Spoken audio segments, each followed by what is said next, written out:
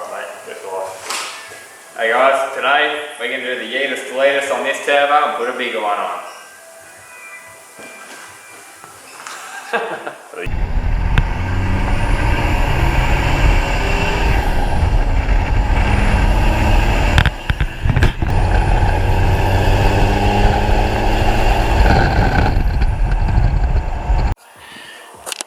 Oh!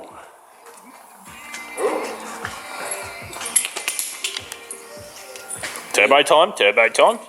What's in the box? What's in the box? Remy, what's in this one? What's in the box? What's in it? Oh. Yeah, wrong one. Alright. Alright, now comes the time to unbox the Big Bertha. I'm going to see what the old Peter Garrett looks like. So, we've got a nice Garrett Performance Turbo that Tommy's upgrading to, so let's whip her out. Remy, out of the way. Thanks, doggo. Oh, mate. Wait for it. So, this is our new turbo.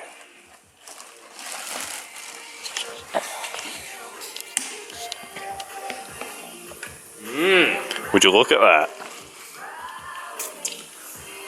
Oh. Wu-Tang Wars. Froth material. She'll go. Okay, so what I've done. Probably bought a turbo that's too big for it, to be honest with you. But who cares? That's what you do. So the factory turbo on a RWZ Duramax up until the LB7, which is the original Duramax, was an IHI turbo. Then after that, so the LLY, LBZ, LMM, LML, they were all a factory Garrett turbo. So Garrett was the OEM manufacturer of the turbo. And with that, because they make the OEM one, they also make a upgrade. They make two different upgrades. They make stage 1 and stage 2. And silly me was like, that seems like a good idea, so I bought the stage 2. It's probably way too big, but that doesn't matter. Still gonna have fun with it, why not? So, yeah. So the factory number is a GT3788 VA, if I remember correctly. And the stage 1 upgrade is a 3794 VA, and then the stage 2, which is this one, is a GT4094 VA. So it's got a GT40 turbo on wheel in it. It's got a 68mm inducer and a 94mm exducer on the compressor, so it's pretty large and in charge, I dare say. So yeah, should be interesting. I'm looking forward to it, and it'll make some cool noises, I reckon. Let's go put her on. Yeah, just yanking on. Turbo, Remy. Turbo, Remy. Who's Turbo, Remy. Oh, look, what are you doing? Don't shy away. But turbo. Right guys, so we're going to get started on pulling this old turbo out. Tommy's already pulled the dump pipe off, and that's going to be no longer needed. So, what do you reckon, mate? Well, might as well turf it, I dare say. Yeah, I reckon she's out the door. Yeah. She's not coming back now, is she? No way. Don't need that negativity in my life. Alright, let's get into it. Come back. I didn't mean it. I'm sorry. Find a resting place. Is it okay, Remy? You want to check? Yep. Give it open dart surgery.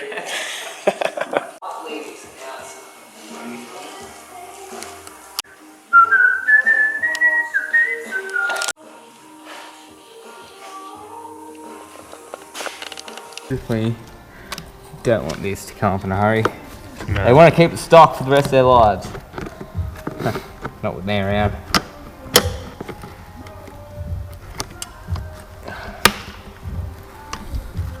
Ah, those things are a bastard. Yeah. I nearly flung my eyes out with one of those. Yeah. Went flying. Well, don't do it again. I won't be doing it again in a hurry. Now try and get it out. There we go. Yeah. Rip her up. You keep going. There we go. Oh! Don't need that. She's gone. Aggressive. Yeah. But we can now see the old spoolie boy.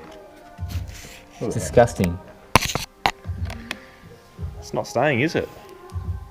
Not How's it staying. feel? Feels like a channel bearing turbo. Average. Least desirable. Yeah. Oh, who cares? Keep sending. Oh. Okay.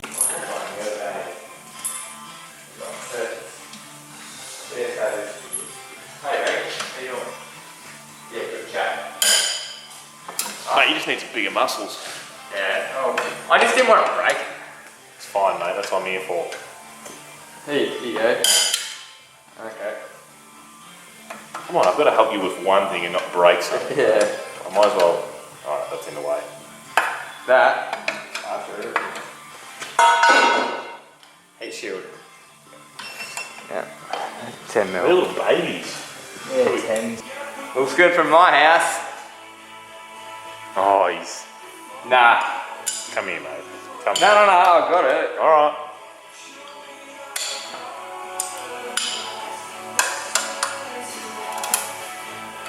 See? Told you. You are doubting. Something about you, mate. It's just rude, isn't it? Very. You missed one. I hadn't done it because it's behind the heat shield. Was it? It was. It's here. That's why we just took the heat shield off, you little bastard. Excuse. Oh, here we go. Yeah. Shit dribbling out.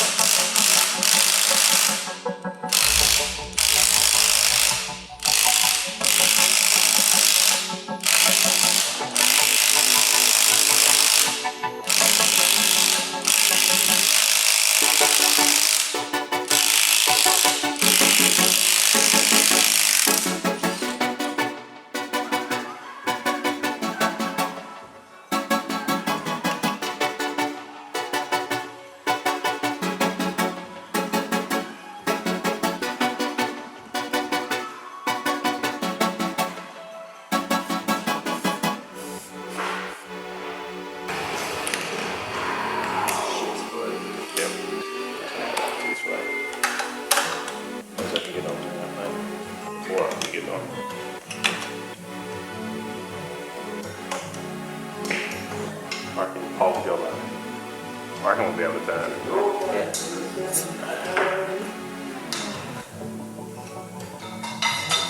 You're up? Yeah. Happy?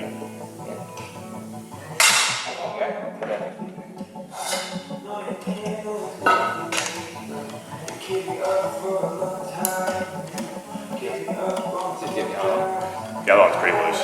Yeah, I've got it a few turns. Do you want to leave it like just bolted in or try and get it out?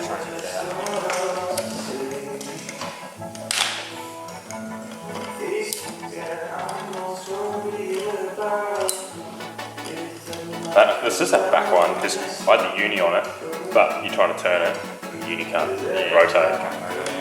It's just too yeah.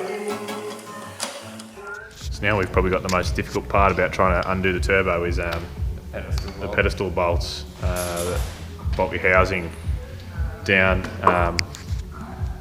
onto your lower part of the block. So you've got a bolt back down here, which isn't too bad, but then the problem is you got one in there and one down the back there as well. So And we're still gonna do the oil drain as well. we'll get them off. Maybe what a bit of leverage does. Oh, makes life so much easier.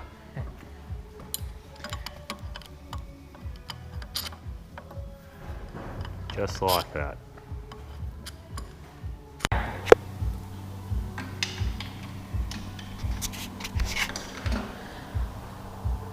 So we're currently on bolt number 2 of 3, and Tom's considering selling the motor now because you can't get the bolt undone. So Going cheap.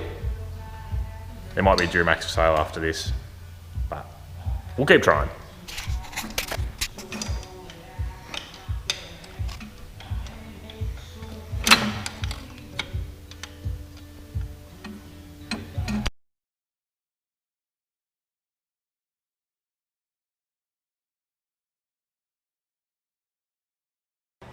Turbo is just about ready to come out. Better just go over it once more, make sure everything's unplugged, like little things like that for the actuator. That's all ready to come out as well. There's a module for it. Yeah, I've unbolted the oil drain, which is right there. Makes it nice and easy, it's not right underneath it. I removed the EGR because, let's face it, I don't need the negativity of an EGR in my life, so may as well get yeeted over there, don't need that. Took the intake pipe off it, as you can see, just to make things a little bit easier to get it out, and yeah, get ready to put this bad boy in, hey?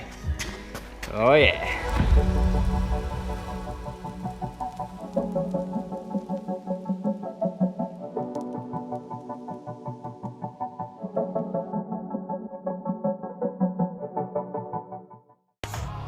Alright, so now the turbo's out, I thought I'd do another thing while I'm at it, and that is change over the factory Y bridge. The factory one isn't too crash hot, let's face it. It's a 2-piece design, and pretty well just held in by an O-ring just down in there.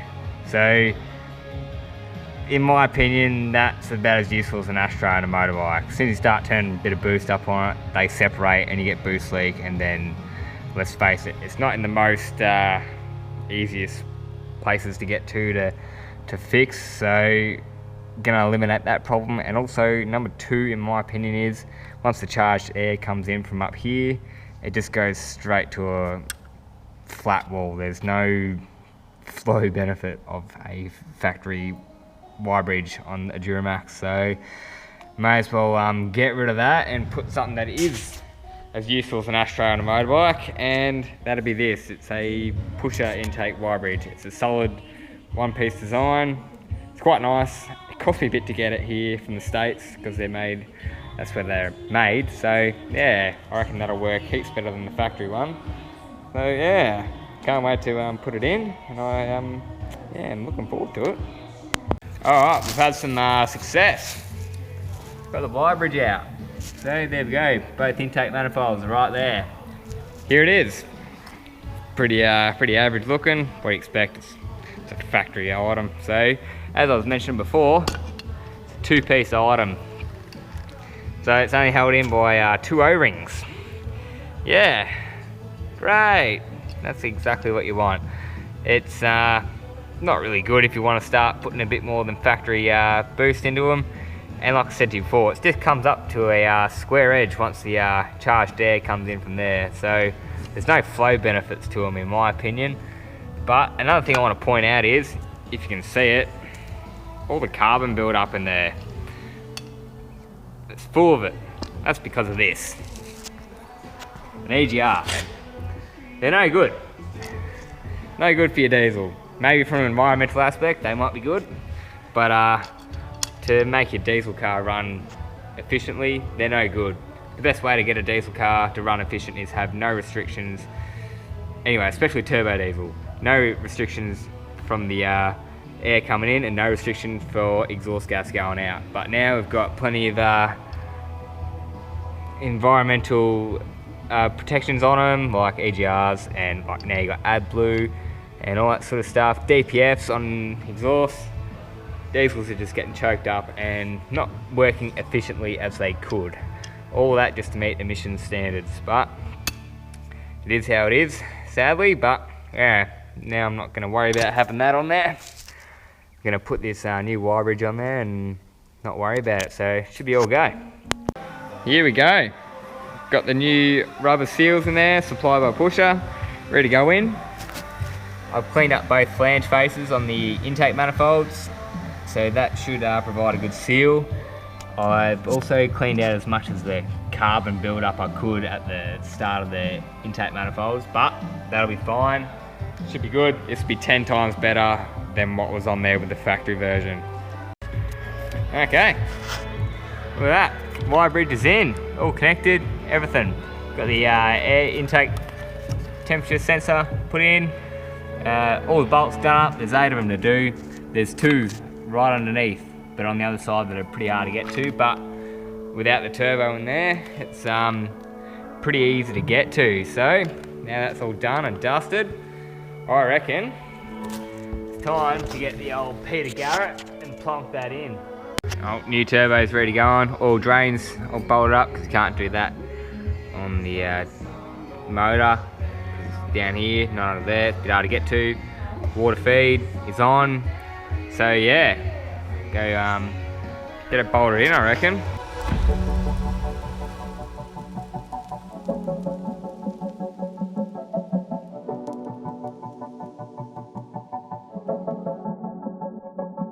All done. So turbo's in, wire bridge is in, all bolted down, up pipes all bolted up. I will leave the oil feed for the turbo off until we're ready to start the car. I'll fill the core full of oil so the bearings don't run dry for a couple of seconds, which won't be too crash hot for the journal bearings, but should be right. Now just got to tack up a dump for it, and that's that part done, and we're really ready to flip her in, get the engine bay ready, and get it done. So we're getting towards the end of this turbo upgrade now, so the last thing that we're going to do is go and weld up the dump. So on the next part of this, when we fit the engine in for the first time, we're going to be able to know whether we've got enough clearance on the firewall, which we've got to do some modification to. So we're going to go weld up this dump as a bit of a mock for now, and then we'll be close to finishing that part, and we'll move on with getting the engine into the engine bay for the first time. So it should be pretty sick. Let's go.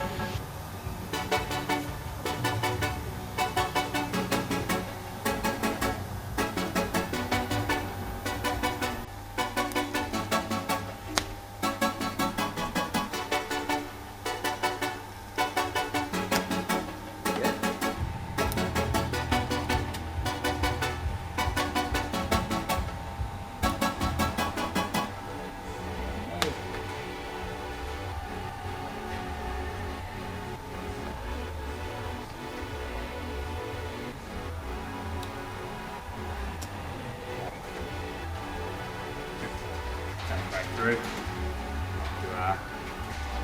Go right onto that one. Oh. G'day, mate. Whoops. Bit of misalignment.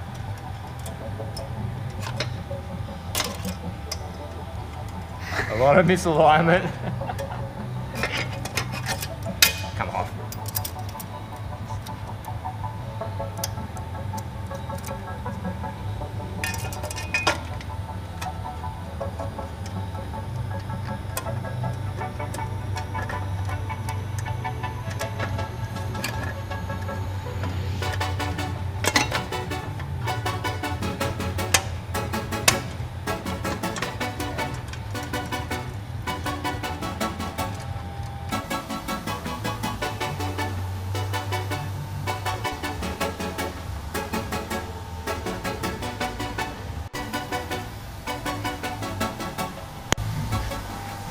Alright guys, so now we've got to the point where we've got a bit of a mock dump made so we can get the engine ready to test fit it in the car and try and understand what clearance we've got with the dump against the firewall. So all we've done here is just installed the first bend with the V-band and then worked our next two bends down towards where the exhaust is going to shoot towards the back of the car. So then from there we can fabricate the rest of the exhaust, but for now this will allow us to get a good idea against what we're dealing with the firewall and how much we've got to pump the firewall in or if we've got to change it. So we'll work from that, but this is just a good start to get the ball rolling. Got to keep it nice and tight. Yeah, and that's the key here, because we don't have a lot of room changing from a US based exhaust setup to our right hand drive. So all the US ones come down along here. As you can see, there's a forward and a trailing bank on it. So, and they're all right hand drives over in the States, so you don't have to worry about steering columns and all that sort of stuff. So they make the dump come this side because their driver's on the other side. So it's easy to make a dump come this way, but making it go that way, yeah, the other part. But should be right, we'll get it. So we'll keep trucking along, and this will be pretty sweet once we're done, but this will give us a good start, so we'll keep moving. Alright guys, that's comes to the end of this episode where we've installed the new GT4094. I think I said that right. Correct. Next episode we're going to be putting the Duramax in the patrol for the first time, so we're getting pretty keen for that. It means we get to see what's coming together, so stay tuned. Next episode will be pretty exciting, so see you then.